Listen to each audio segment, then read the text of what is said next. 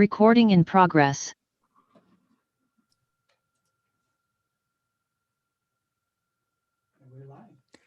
All right. Hopefully we have quelled the gremlins.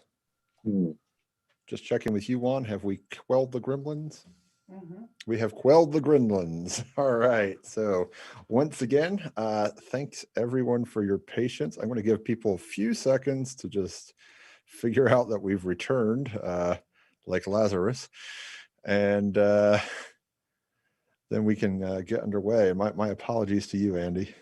Oh, but all right. I'm familiar with such mess-ups. You know, I have noticed it's whenever we are demystifying the devil, we have had an audio issue. Uh-oh. I think the devil likes this. I'm not sure, though. Maybe. Maybe not.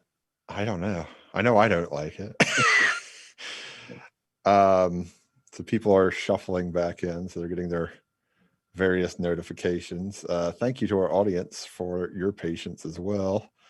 And we will begin here shortly. We do just want to give people time to log back in so you don't miss anything. So I'm going to mechanically start over and do this and say, welcome to Dr. Henry Ansgar Kelly. Thank you for joining me, sir. Welcome. Your talk tonight, Satan Not So Bad, or Sympathy for the Devil, borrowing from the Rolling Stones.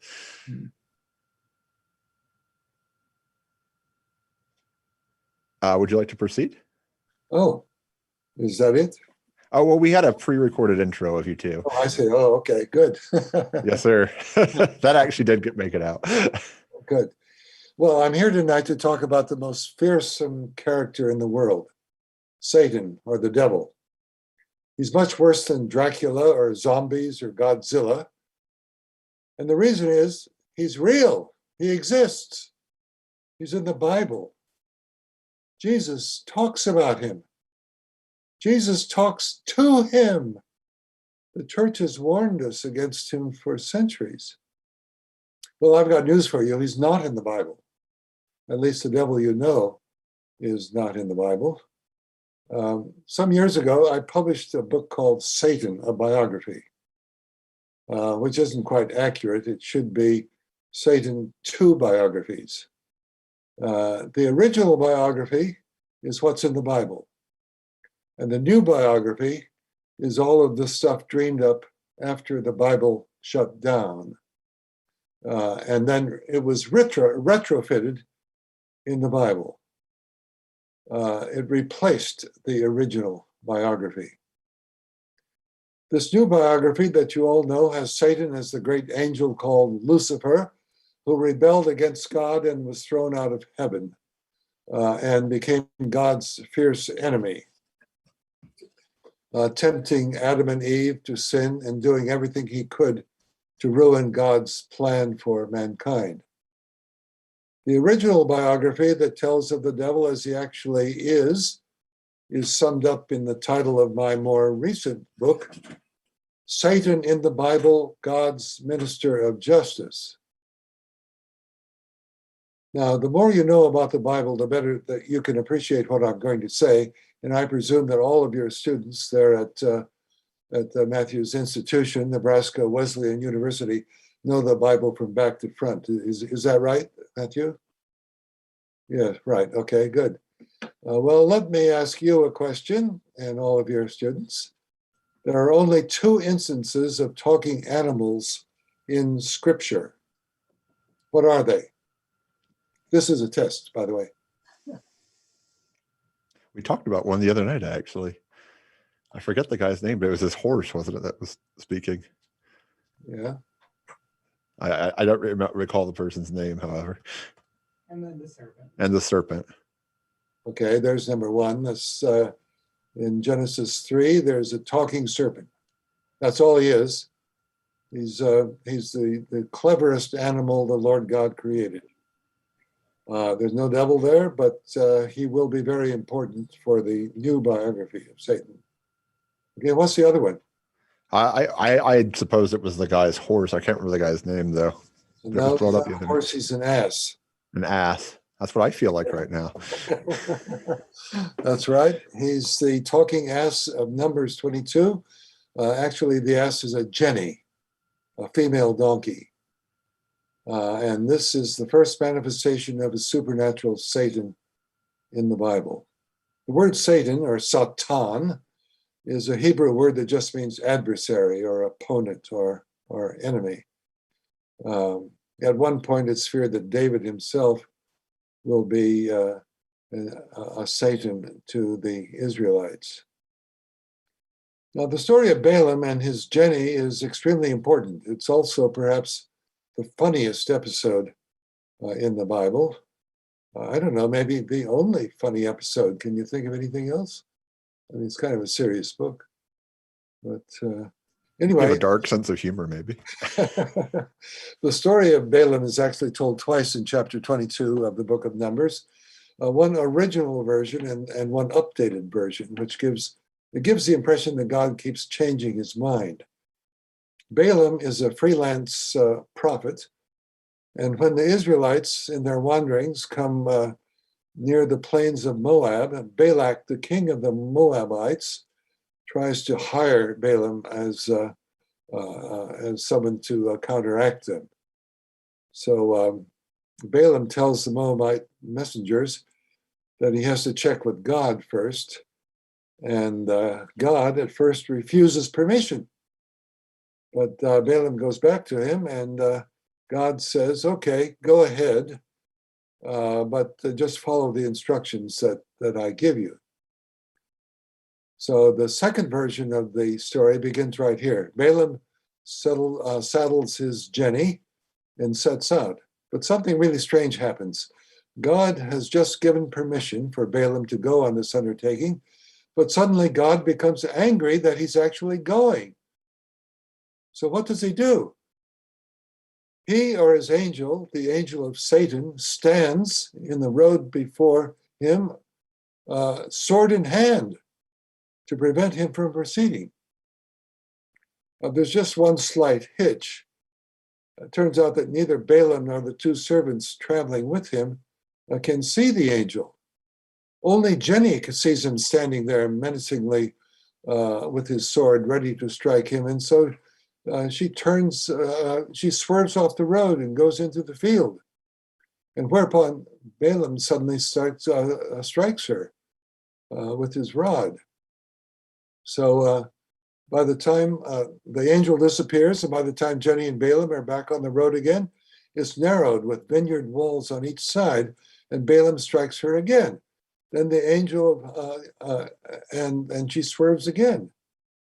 Then the angel goes in an even narrower part of the road, and when Jenny sees that there's no way to turn aside, she simply turns down with Balaam still on top of her.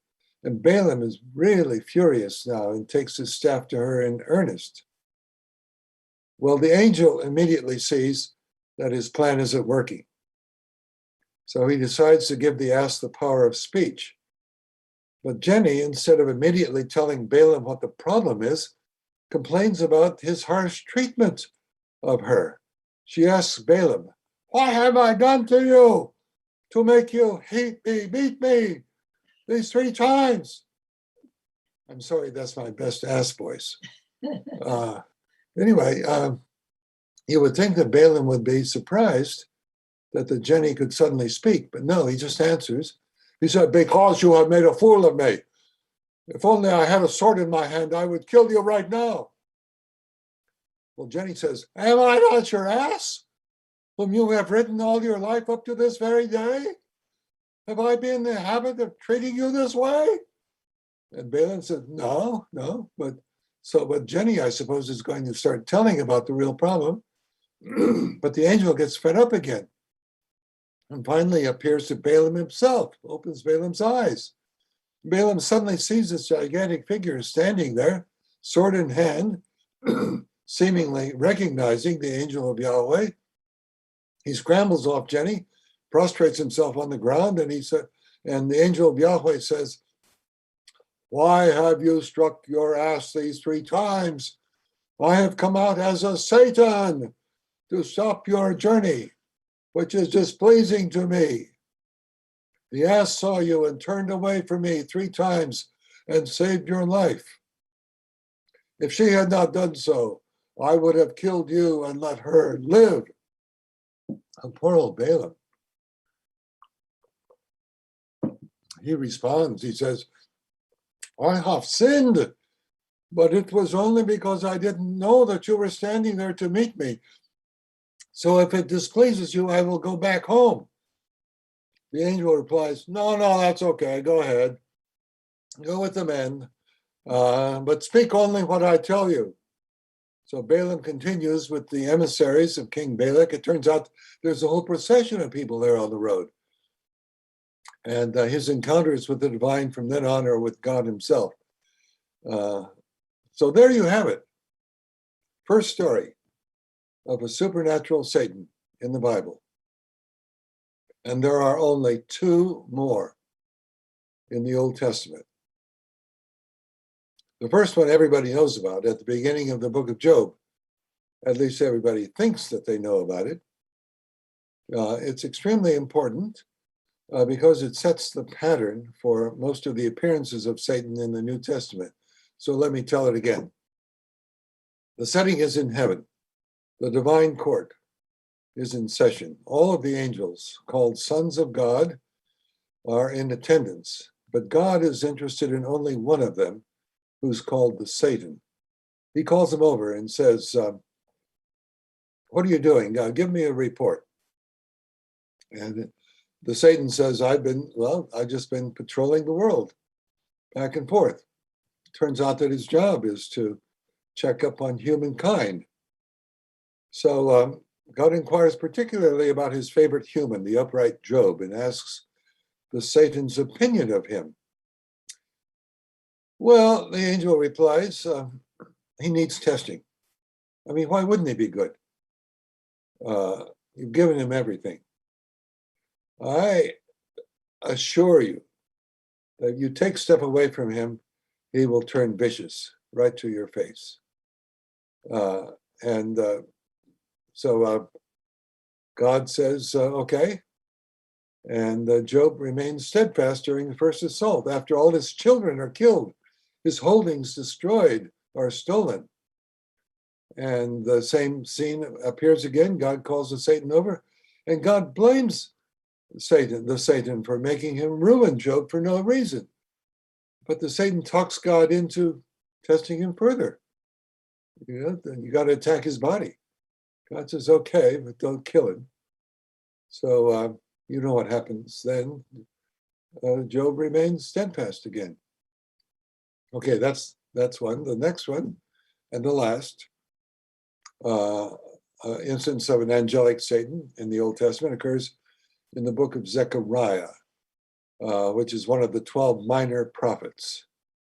In the 3rd chapter, Zechariah presents a vision of the heavenly court of justice. The Satan functions here as an accuser and prosecutor of humans.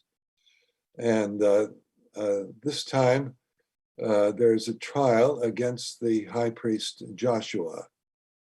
And we know that the accusations brought by the Satan are justified because Joshua is standing there in filthy robes. Nevertheless, the angel of Yahweh now, who is the defender and the judge, calls upon Yahweh to rebuke the Satan, and he absolves Joshua of his guilt and dresses him in clean robes. Now, these stories come from the time of the Babylonian captivity in the 6th century, middle of the 6th century BC. A few centuries later, say 4 centuries later, 3 centuries later, when the Hebrew scriptures were translated into Greek in the Septuagint around 200 BC, there was a big change here. The Satans of number, that is the Balaam story, they disappear into verb forms. But the Satans of Job and Zechariah become a definite angel with the proper name of Satan, but translated into Greek, diabolos, devil. That's where the devil comes from. Still means adversary. So now we have one Satan who discusses with God trials to be inflicted on humans to test their virtue. and he also accuses them of wrongdoing. So we can easily see him functioning as obstructing human activity for divine purposes. So can't we see the same functions in reference to Satan in the New Testament, say 600 years later? Everybody said no. Nope, not right. The Satans of the Gospels and Epistles and Revelation is really, truly wicked. He's even called the evil one. So something happened. Maybe he rebelled against God. But why or when? Maybe those damned Persian Zoroastrians with their good God and bad God stuck their oar in and made everybody forget about the special relationship that Satan had with God in the book of Job. We can't quite put our finger on it, but we must think that something happened. But hold on. Let's see exactly how Satan is treated in the New Testament. We can easily agree that he's much disliked and mistrusted, someone that you have to constantly be on guard against. It's clear that he's seen as an adversary to humans, but is there any reason to look upon him as an enemy of God himself? At most, it seems to me he can be construed as an old guard supporter of the status quo, an obstructor of the latest scheme for social welfare to emerge from committee, say, as preached by that alleged Son of God, Jesus. Can we see him as, say, a figure of authority who has a reputation for unfairness and for abusing his authority? Say, someone like J. Edgar Hoover or Senator Joseph McCarthy. Maybe he can be regarded as a bad cop, guilty of police brutality and violations of due process, as opposed to God, the good cop, preached by Jesus. Okay, well, let's look at the New Testament. As most people know, it consists of the 4 Gospels, the Acts of the Apostles, 14 or so epistles attributed to St. Paul, other general epistles, and the book of Revelation. The earliest of these booklets are the 7 epistles really written by St. Paul in the 50s of the first century, so around 20 years after the crucifixion.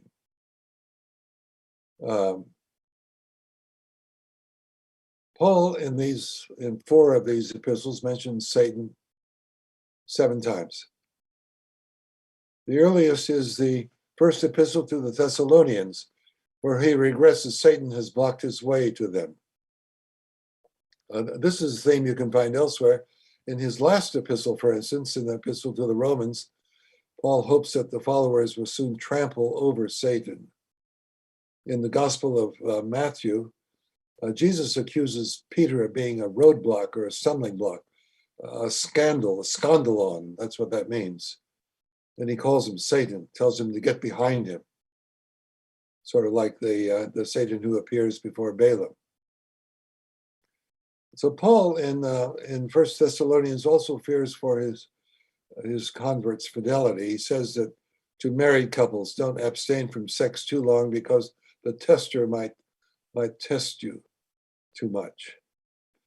He tells the Corinthians that they're to take action against a man who's taken his own stepmother as his mistress.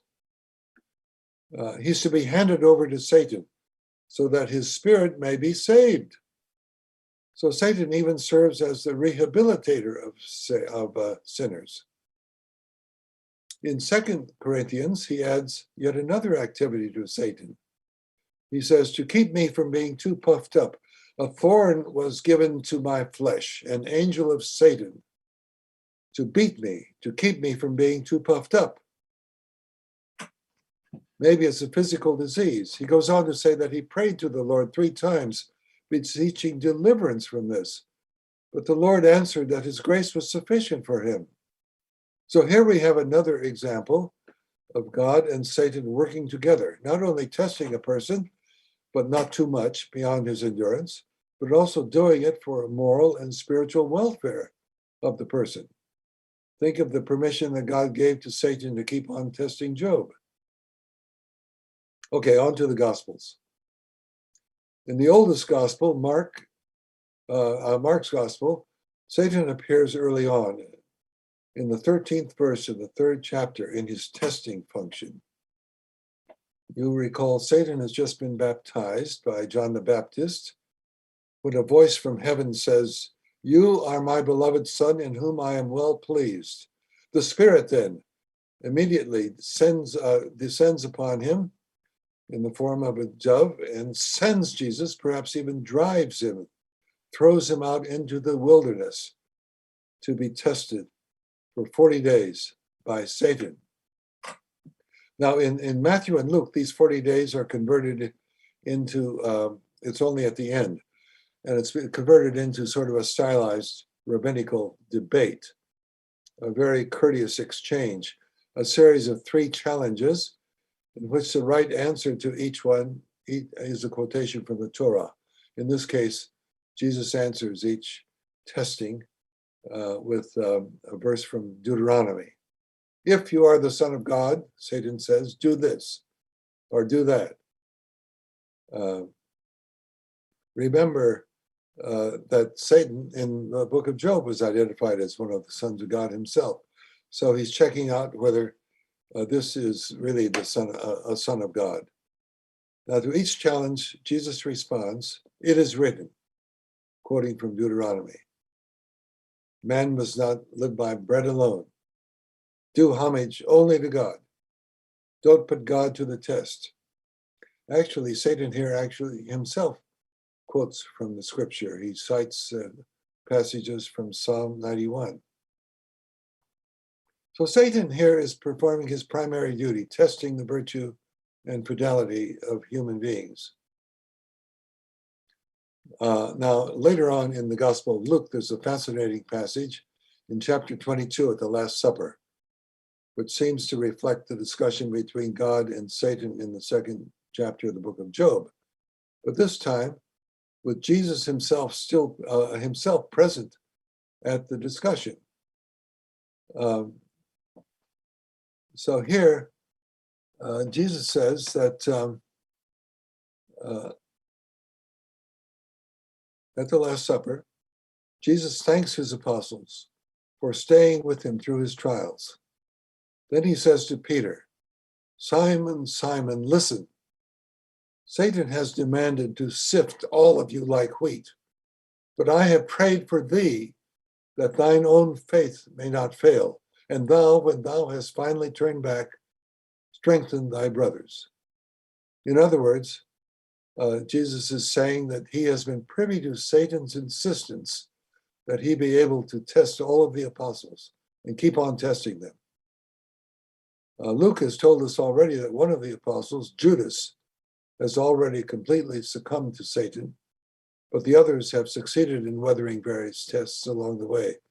But now, since Satan's request for additional testing has been granted, more trials are coming towards the apostles.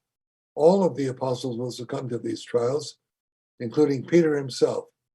But Jesus prays that Peter, his basic fidelity, he knows that his basic fidelity will remain in spite of his failure. So once he's recovered himself, he'll be in a position to help his fellow apostles. So all of this is in keeping with the prayer that Jesus taught to his apostles in the Our Father, in the final petitions. This final petition has come into the news lately. You recall Pope Francis says he doesn't like the lead us not into temptation, talking to God. He says that's not a proper translation since God doesn't do this. That's Satan's department. That's actually not true. I'm sorry to disagree with the Pope.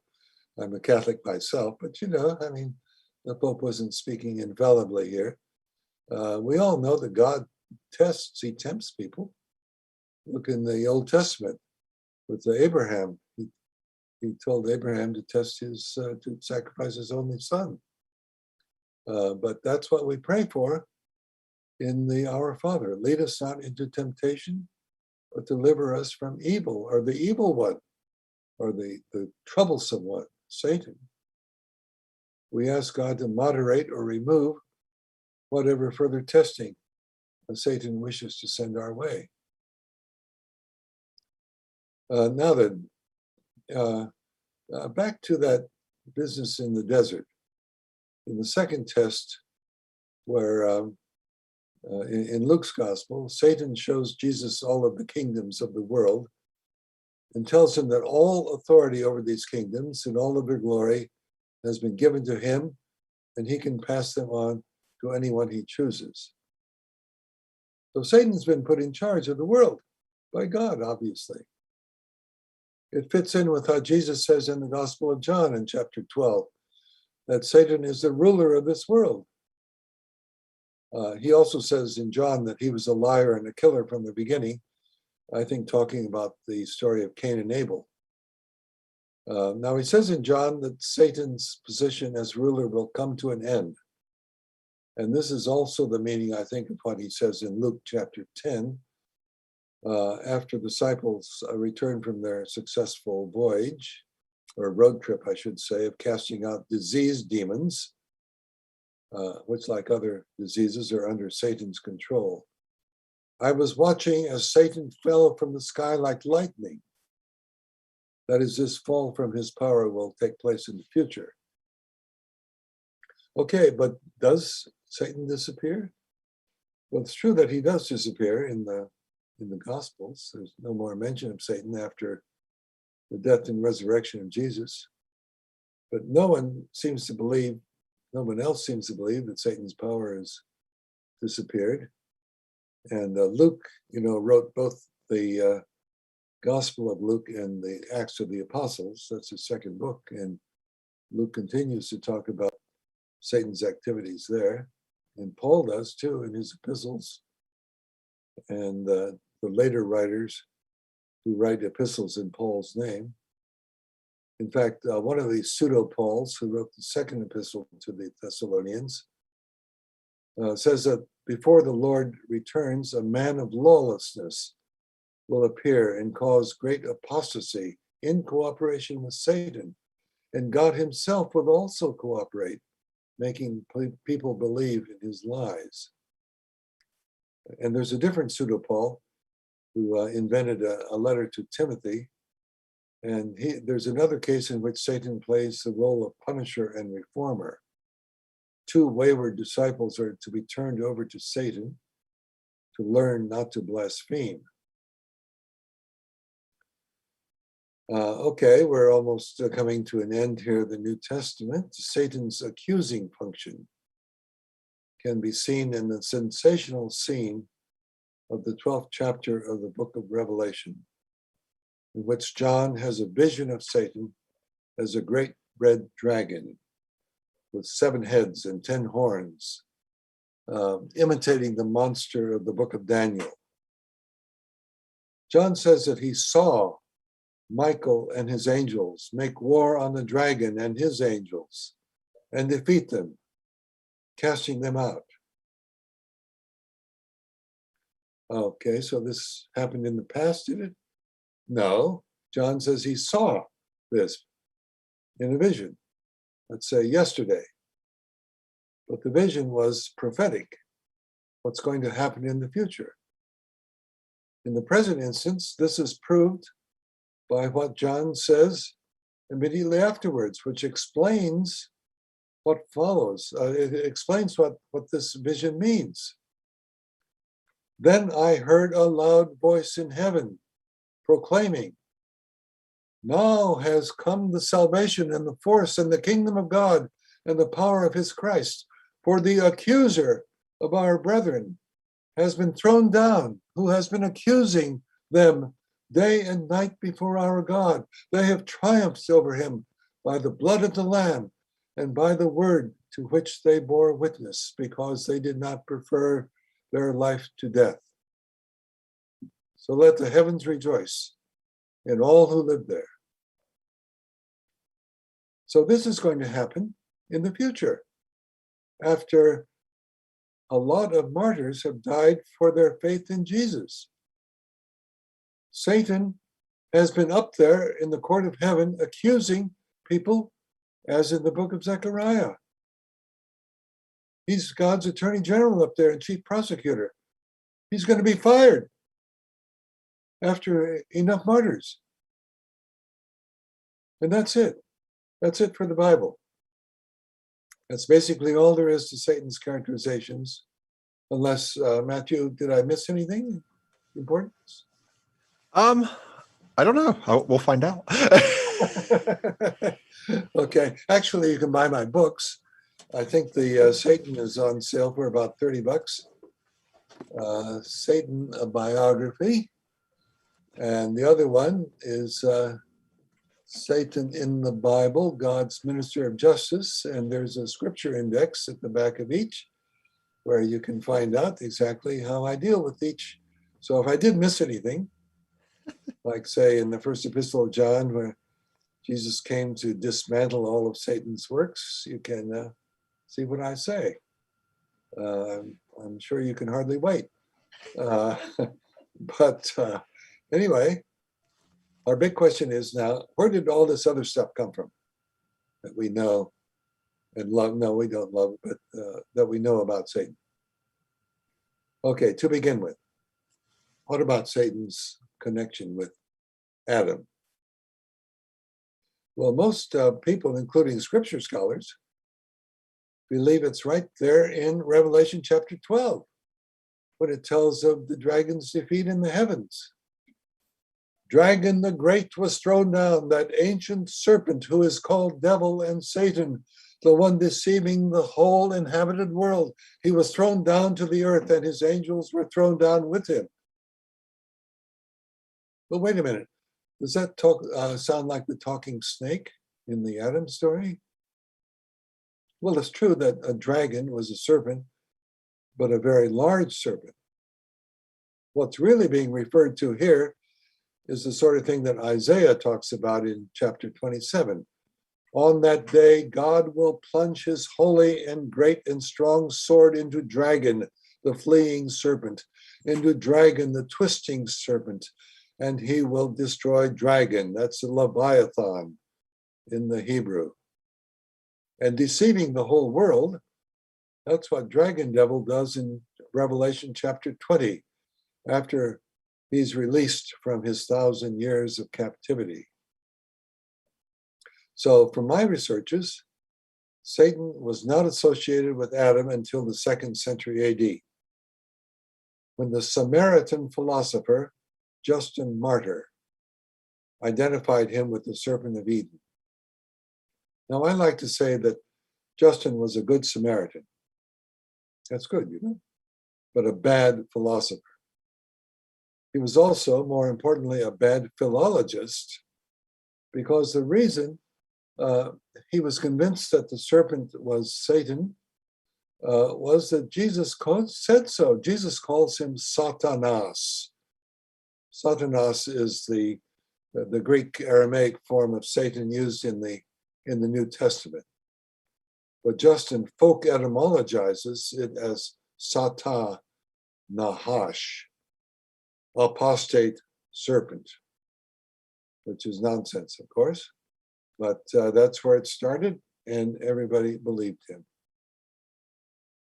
Now, Justin says that Satan first sinned in this very time, causing Adam and Eve to sin. And he wasn't let back into heaven. A twist on this idea was elaborated in a later work called The Life of Adam and Eve. After God created Adam in his own image, as we read in Genesis 1, he commanded all of his angels of heaven to adore God's image in Adam. But one of the angels, Satan, refused to worship such an inferior being. He's a mud being. We're fire people. I don't have anything to do with mud people. So Michael then threw him out of heaven. And Satan replied, if he be wrathful with me, if God, I will set my throne above the stars of heaven, and will be like the Most High. This is quoting from the book of Isaiah, chapter 14. So God expelled him and his followers. And believe it or not, this is the account that the Quran picked up. And in the Quran, this story is told 10 times. And then it has the Iblis, which is the corruption of Diabolus. Iblis turns into Shaitan, Satan, and comes and tempts Adam and Eve. But meanwhile, a much different story was dreamed up in the 3rd century AD by Origen of Alexandria, based on those very words in Isaiah chapter 14. I will set my throne above the stars of heaven. They're spoken by the god or angel of the morning star. And the morning star, all of you should know, is the planet Venus when it appears as dawn. In Latin, it's called Lucifer, bringer of light. When Venus appears as the evening star, it's called Vesper, which makes a lot of sense. Now, Origen concluded that Satan was originally a great angel who sinned by pride before Adam was created and was thrown out of heaven. By the way, in the New Testament, John the Baptist and Jesus are both called the morning star, Lucifer, including on the last page of the book of Revelation, I, Jesus, am the bright morning star. But this idea of Satan as Lucifer took hold. And in both cases, after Satan was expelled from heaven, whether for prideful rebellion before Adam was created, or prideful refusal to worship God in Adam, he proceeded to get back at God by ruining his plans for Adam and Eve and for all their descendants. There you've got the basic plot of the new biography of Satan. You notice, however, that there's no battle in heaven at this time. Michael's role in the life of Adam is just to admonish Satan. The future battle between Michael and Satan that we saw in the book of Revelations was later interpreted as having happened at the beginning, way back when. And a man named Cassiodorus in the 6th century was the first person I've seen to do this. Okay, there's one big segment left to the new biography of Satan. That is to envisage Satan as being cast out of heaven, not to earth, but straight to hell. This would cause some logistical problems. How did he get out of hell up to earth to interfere with Adam and Eve and the rest of humanity? This whole motif first appears, believe it or not, in the Anglo-Saxon or Old English biblical poems. And they come up with various ingenious solutions. Say, Satan was bound there and he sends an emissary up, or he gets out of hell bringing his chains with him. I'm sorry to say that Dante completely mishandled this problem. He presents a contradictory picture of Satan. You all know that in Inferno, he's got Satan down there as a blubbering idiot with his 6 wings and weeping and completely unable to do anything. But at the same time, elsewhere in the comedy, he's got him out and about making trouble. Well, forget all that. I want to concentrate on what's in the Bible before any of these elaborations took place. Give the devil what he deserves. He's not as bad as they say. And in our government, he would correspond to the head of the Department of Justice, the Attorney General. And Satan is no more evil than Bill Barr.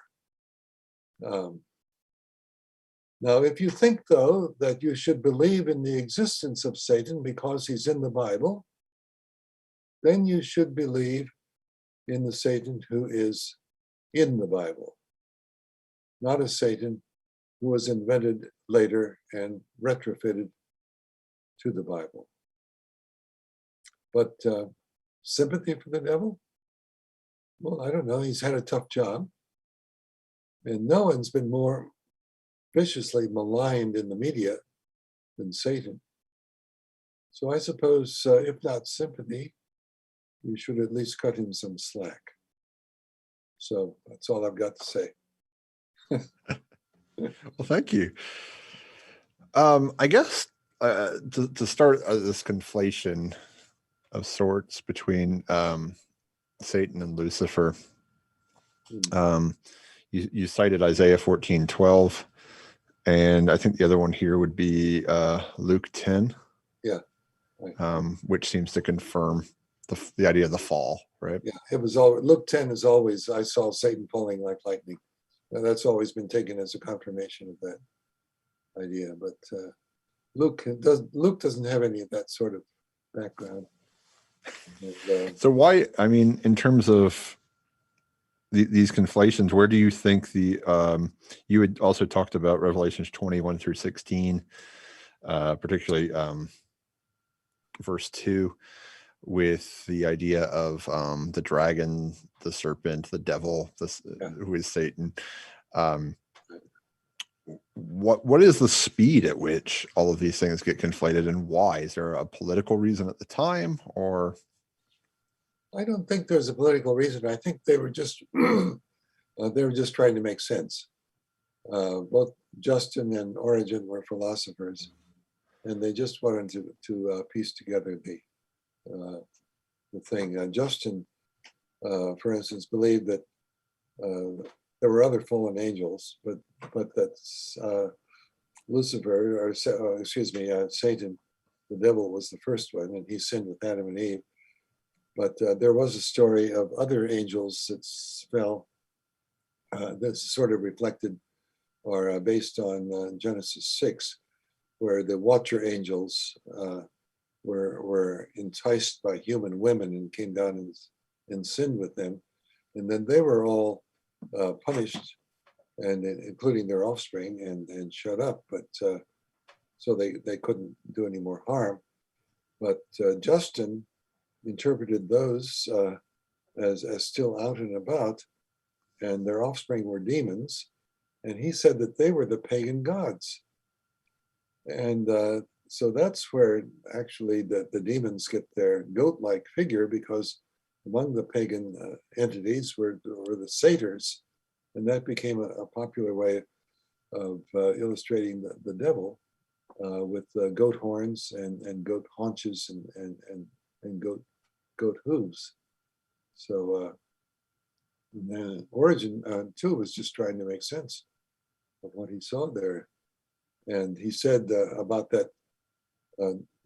Isaiah 14 is about Isaiah telling the Hebrews now that they're going to be freed, or they've been freed by Cyrus from Nebuchadnezzar, the king of Babylon. And he said, you should taunt Nebuchadnezzar this way. Yeah, we're getting loose from you. You're like this morning star who said that he was going to be above the heavens and he was cast down. And the Origen says, okay, that's right. This whole chapter is basically about Nebuchadnezzar, but that part about being above the stars, that can't be about a human being. So it's got to be about an angel. It's got to be about Satan. So he was just trying to make sense of what he found there. And so it wasn't political, I don't think. It was just, he's just working his way through it. And it made sense to other people that followed him. I mean, Balthazar and Nebuchadnezzar are interesting, right? I mean, Nebuchadnezzar builds a temple to sin and the moon. Yeah. Which is interesting too, if you think about the idea of the morning star coming at the end of the moon, in terms of like in the sky, right, as an appearance, but the temple also the sin also seems to be quite high. And of course the punishment that comes with that. Yeah, that's right. Yes. Yeah. So I wonder about that idea of somebody like Nebuchadnezzar textually sort of like praising sin so much.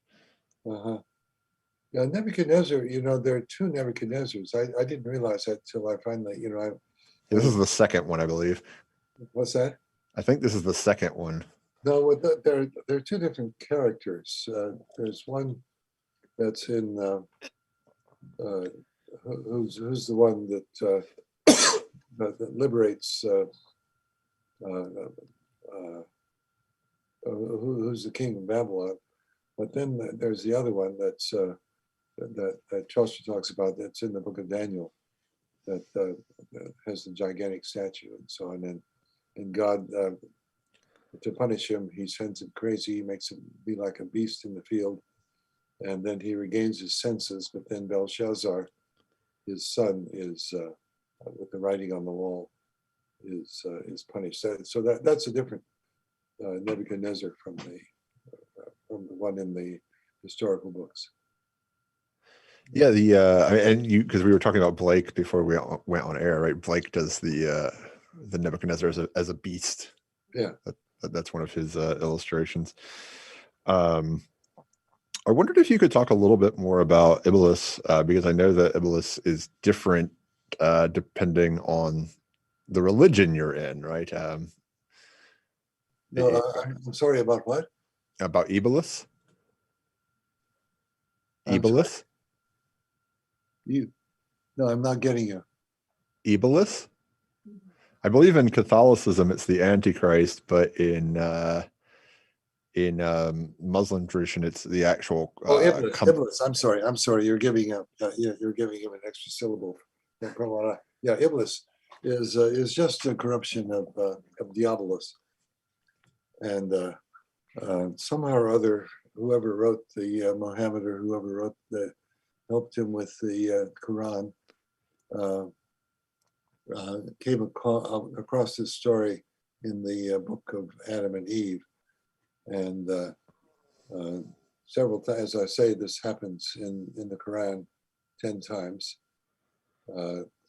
Sometimes Iblis says that he's among the fire creatures, and the human being was made out of mud, and he's very indignant that he should kowtow just because God made him in his image. And so he protests against this, and he is cast out from heaven. And the story actually, I say that happens 10 times throughout the Quran, but the story of Shaitan coming against Satan, coming against Adam and Eve, I think occurs only once in the Quran. So they didn't make such a big thing out of the original sin. And even St. Paul is the only one that talks about Adam in the New Testament. Jesus never mentions him. And it was only St. Augustine in the end of the 4th century, beginning of the 5th century, that came up with this idea of original sin being attached to every person, and every person being born damned. So in the New Testament, Adam, as I say, is not that important.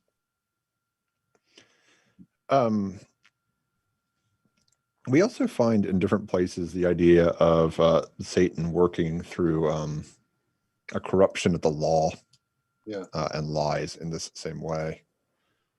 Yeah. Which is a little bit in juxtaposition to the thesis of him being an attorney general per se. Yes, yeah. It's you don't find that too much, I suppose. As I say, in St. Paul, you've got only 7 references to him, and in the Gospels, you only have 2 or 3. Luke has the most references to Satan, and so you have to, in picking them and putting them all together, you have to piece out a picture. But I was quite surprised to find out that it's pretty consistent, except for I mentioned briefly in John, the Gospel of John, 8th chapter, he talks to the Pharisees and said that you say that you're sons of Abraham, I said that you're sons of the devil. And the devil was a liar and a murderer from the beginning. And everybody, of course, have said, oh, that's the Adam and Eve story, that but there's no killing actually there. And even though God threatens Adam with death if he eats of the apple, but he doesn't get death. At the end, Adam doesn't die till he's 930 years old, and he probably started out being about 30 years old anyway. So, God says that when you eat of that tree, you will die the death. The day that you eat of it, you will die the death. But he doesn't. He just, his punishment is to have a tough time growing crops. And the serpent's punishment is to lose its ability to stand up or to walk, or lose its legs and to eat dirt. And Eve's punishment is to have trouble in childbirth, which is never mentioned again when Cain is born, for instance. But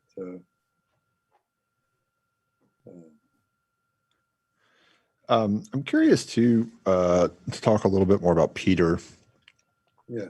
In relationship to all of this, because he's told, "Get behind me, Satan," because he doesn't want to see Jesus suffer. Essentially, Jesus takes him as tempting him, testing him. By the way, the word in Greek and Latin, the word test and tempt are the same word. We translate it. If you survive the test, it's called a test. If you don't survive it, it's called temptation. So, how often did you tell your students that one? So, Peter just doesn't get it. He says, Jesus says, I'm going to Jerusalem to suffer. And Peter said, no, stay up here in Galilee. And Peter says, and Jesus says, no, Satan, get behind me. And in Luke, I think it is, he calls him a scandalon, a stumbling block, put in the way, which is, Paul does that too, talks about crushing Satan in the way. In other words, trample over him and keep on going instead of giving way to his blocking. I mean, it's also because Peter sees Jesus almost like warrior-like in some ways. Yeah, I suppose he does. And they were all they all had this idea that Jesus was going to finally triumph. And those two idiot brothers, James and John, come up to him and said, we were talking over, and when you come into your glory, can old Jimmy here be on one side and Jack be on the other? And Jesus once again wonders at the IQ level of these people that he selected. So, but it is ultimately Peter, right? Who is, I mean, if Job is the favorite of God, Peter seems to be the favorite of Jesus. Yeah, although the disciple that Jesus loved, they usually identify with John, but he was sort of the pet of the disciples, and not he had to be brought along. But Peter was the impulsive one, who was always there, and the only one that stayed, except for John, stayed with him at the end. But he lied to the maid, which he took very hard. I mean, I don't see anything wrong with lying with a maid. If someone comes to you and says something like that, it's none of your damn business. I would lie through my teeth and wouldn't feel the worse for it. But poor old Peter felt pretty bad, especially when Jesus told him to feel bad, I guess. But, I mean, I mean, you're the Catholic. I would assume you would feel probably worse than me. Yeah. In Luke 22, we get the idea also that Satan enters Judas. Some of the spirit of Satan enters Judas, and that's rather unique as well. Yeah, John has that too of entering Judas, and it's too bad that the idea of the demons, of these demonians, or unclean, filthy spirits, have been identified with the fallen angels as if they were, Thomas Aquinas talks about these angels as having gigantic intellects and so forth, and they're identified with these grubby little parasites that you find.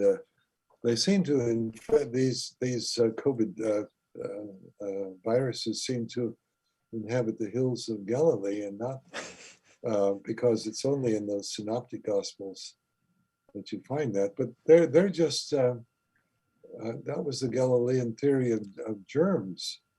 They don't have any moral compass. All that they want to do is to find somebody to live in. They never tempt anybody. So this business of Satan entering into Judas, that's quite different from these pesky demons. That they're just causes of disease. And in Luke, in the 4th chapter, when Jesus comes into, Peter invites him into the house, and Peter's living with his mother-in-law as well as his wife, and she's sick.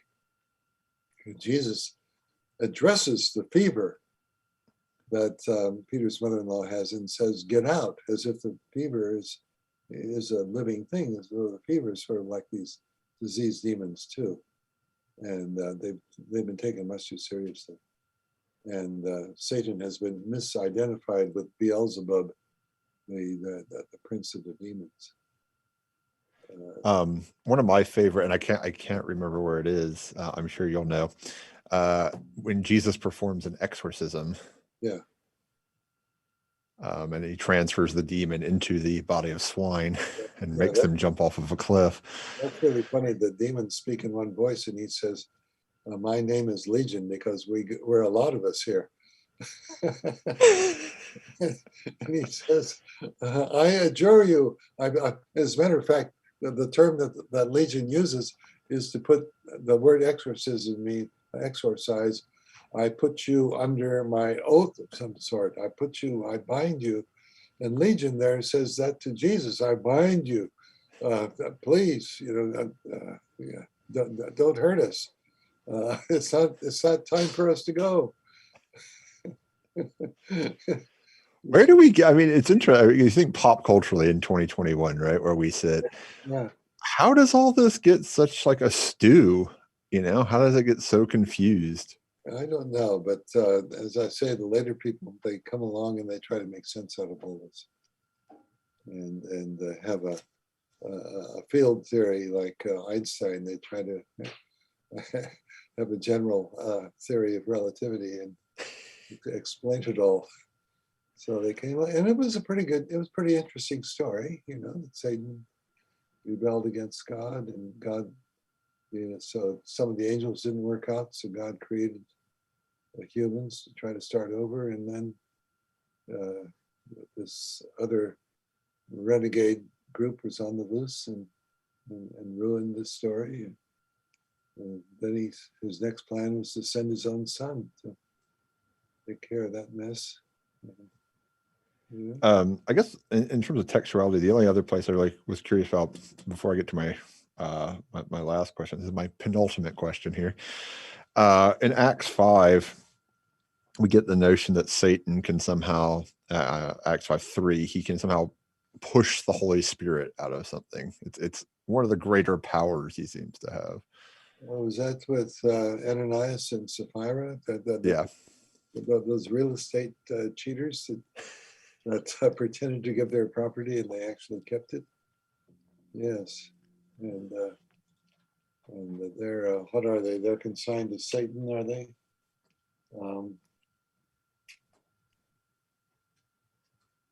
Yeah. Where is it? Satan fills the hearts. He fills the hearts of the sinner. Yeah. Well, I suppose he fills the heart of Judas too, doesn't he? Well, I mean, Judas, in Luke, it seems like what we kind of think like Linda Blair in The Exorcist, right? That's what we think of is Right. the only place you really find it is that idea in Luke with Judas, where he like has his own type of spirit that enters. Right, right. But this one, it's more like the old depictions of Cupid with a torch warming your heart. Yeah. Well, remember, Luke is writing this too, he's the same author. So he's just varying it, I guess, maybe. But it is a different circumstance. Later on, isn't there the story of Simon Magus, who I think is called the son of the devil, isn't he? Well, let me see. No, there's a magician in the chapter 10 of the Acts of the Apostles who's called the son of the devil. But Simon Magus is there too. He wants to pay money to get the gift of the Spirit, and that will be later developed into. He has an entourage of the devil and evil spirits that help him. I'm curious, as a final question here, are there any apocryphal tales that we're missing here? I mean, obviously the harrowing of hell is a big apocryphal tale, but are there any others that pertain to Satan that we're missing in this discourse? Yeah, that the descent into hell was added to something called the Gospel of Nicodemus around the 6th century. And it's a pretty funny story. You've got Satan is still up and about in heaven, making trouble on earth. And he comes running down. He says, look, there was this troublesome guy named Jesus, and I killed him because I knew that he was human because he was weeping and stuff. So, and Hades is in charge of hell, and death, his sidekick, are down there inside of hell. And they said, you idiot. No, he's the one that snatched Lazarus from us. Lazarus died and he came down here to Hades, and this Jesus guy pulled him out. He said, you got to watch out for him. And then all of a sudden you hear the big bang and trumpets and so forth. And said, lift up your gates. The Son of God is coming. So Jesus is coming down to hell. And Jesus comes in and he says to Hades and death, bind Satan and hold him there. And so according to that story, Satan is bound and will cause no trouble. Further on, he's down. That's how he gets to hell. And he's staying there in hell. But it's only in some of those Anglo-Saxon stories like Genesis B that Satan's down there in hell and then finds a way to get out to cause trouble up above. I think that's a good one to end on. You were asking for humor. I think that's a pretty really good one. I want to thank our guest, Henry Ansgar Kelly, tonight for being on and talking with us and putting up with our early troubles with Satan as we dealt with sound issues. I also want to invite you all to take the survey that Juan is dropping into the various chats right now, and to tune in tomorrow night for Benjamin Hebelwaith. And as always, stay spooky. Okay, thank you very much, Matthew, for having me.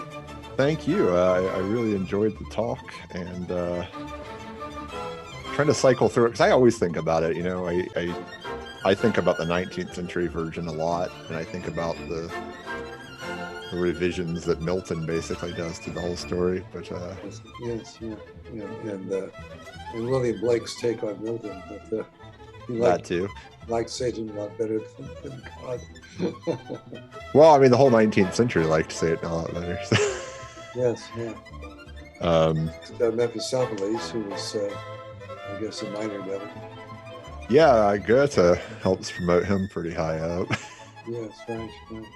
And then later, I guess, Christopher Marlowe. Uh-huh. Right. No, it is fascinating just how infrequent such a character that pervades, particularly American Christianity, pervades the Bible to them. Yes, yeah, very strong with diabolical witchcraft. So that's where it became its most deadly. And that's how I first got into the study of Satan. What's your witches? The witches of Salem, yes. I took I mean, that's how you're supposed to get into it, right? You meet the witches and then you meet the devil, right? That's how it works. I was a Jesuit seminarian at St. Louis University when I took a course on I've got my black book here for you. Yeah. I was telling Juan next year I should just have a name plaque instead of Matthew Jarvis that should say the adversary for each of these. That's right. As I try to penetrate these arguments and be